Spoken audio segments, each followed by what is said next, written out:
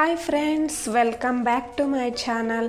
Friends, ಕರ್ನಾಟಕದಲ್ಲಿ free ಬಸ್ಗಳು ಬಂದ್ ಆಗುತ್ತಾ? ಹಾಗೇನೆ ನೌಕರರು ಬಂದ್ಗೆ ಬೆಂಬಲ ನೀಡ್ತಾರಾ ಅನ್ನೋದು ಕುತೂಹಲಕರವಾಗಿದೆ. ರಾಜ್ಯ ಸರ್ಕಾರಕ್ಕೆ ಸಾರಿಗೆ ನೌಕರರು ಡೆಡ್ಲೈನ್ ಅನ್ನ ಕೊಟ್ಟಿದ್ದಾರೆ. ಡಿಸೆಂಬರ್ 31ರ ಒಳಗೆ ಸರ್ಕಾರಿ ನೌಕರರ ಬೇಡಿಕೆಗಳನ್ನು ಈಡೇರಿಸದಿದ್ದರೆ ಮುಷ್ಕರಕ್ಕೆ ನಿಲ್ತೇವೆ ಎಂದು ಮುಷ್ಕರಕ್ಕೆ ಸಜ್ಜಾಗುತ್ತಿದ್ದಾರೆ. 4 ಬೇಡಿಕೆಗಳನ್ನು ಕಳೆದ ಹಲವು ವರ್ಷಗಳಿಂದ ಕೇಳ್ತಾನೆ ಬಂದಿದ್ರೂ ಕೂಡ ಬೇಡಿಕೆಗಳು ಈಡೇರ್ತಾ ಇಲ್ಲ. ಈ ಹಿನ್ನೆಲೆಯಲ್ಲಿ ಬೆಳಗಾವಿಯಲ್ಲಿ ಡಿಸೆಂಬರ್ 9ನೇ ತಾರೀಕು ನೋಟಿಸನ್ನು ನೀಡಿದ್ದೇವೆ.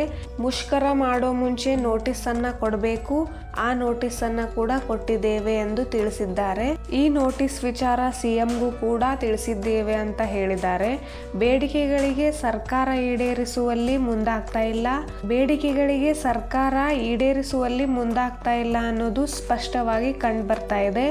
ಡಿಸೆಂಬರ್ 31ರ ಒಳಗೆ ನೌಕರರನ್ನು ಕರೆದು ಸಿಎಂ ಸಿದ್ದರಾಮಯ್ಯರವರು ಮನವೊಲಿಸುವಂತ ಕೆಲಸ ಆಗದಿದ್ರೆ ಡಿಸೆಂಬರ್ 30ನೇ ತಾರೀಕು ಮಧ್ಯರಾತ್ರಿಯಿಂದಲೇ KSRTC, KKRTC, BMTC, NWRTC ಈ 4 ನಿಗಮಗಳ ಬಸ್ಗಳು ಸಂಚಾರ ವ್ಯತ್ಯಯಾಗುತ್ತೆ. NT ಕ್ರಿಯಾ ಸಮಿತಿ ಅಧ್ಯಕ್ಷ ಒಂದು ಕಡೆ ಅನಂತ್ ಸುಬ್ರಾವ್ ರವರು ಮುಷ್ಕರಕ್ಕೆ ಸಂಪೂರ್ಣ ಬೆಂಬಲವನ್ನು ಕೊಡಿ, ಮುಷ್ಕರವನ್ನು ನಡೆಸೋಣ ಎಂದು ಕೂಡ ಹೇಳ್ತಾ ಇದ್ದಾರೆ.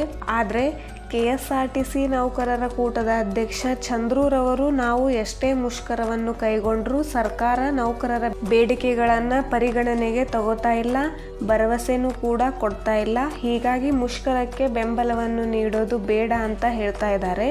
ಹೀಗಾಗಿ ಸರ್ಕಾರಿ ನೌಕರರು ಮುಷ್ಕರಕ್ಕೆ ಬೆಂಬಲ ನೀಡ್ತಾರಾ ಇಲ್ವಾ ಅನ್ನೋದು ಡಿಸೆಂಬರ್ 31ರವರೆಗೆ ಕಾದು ನೋಡಬೇಕಾಗಿದೆ. ಹಾಗೆ ಮುಷ್ಕರ ನಡೆಸೋದು ಒಳ್ಳೆಯದು ಅಂತ ಕೂಡ ನನ್ನ ಉದ್ದೇಶ.